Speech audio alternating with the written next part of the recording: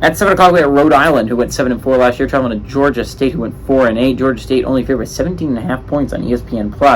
Darren Granger went 174 or 297 last year, threw for 2,443 yards, 18 touchdowns to 7 interceptions. He also led his team on the ground with 164 carries for 734 yards and 6 touchdowns. And Jamari Thrash led his team receiving yards with 61 catches for 1,122 yards and 7 touchdowns.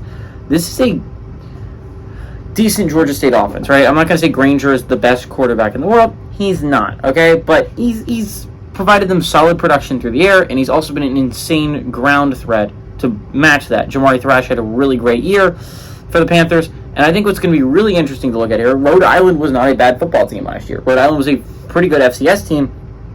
I'm talking about one of the worst FBS teams in Georgia State, only went 4-8 last year. Not one of the worst, but like once you get to not making bowl games every year, you're going to be considered in bad territory. You're not in great shape.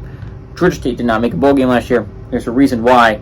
They didn't do a lot to fix it in the offseason. That's why I think this game could be a lot closer than it should be. Rhode Island's a decently solid FCS team. I think they should keep this game close. Give me Georgia State to win, though. But I like Rhode Island. I like the Rams. I like the Rams to cover here.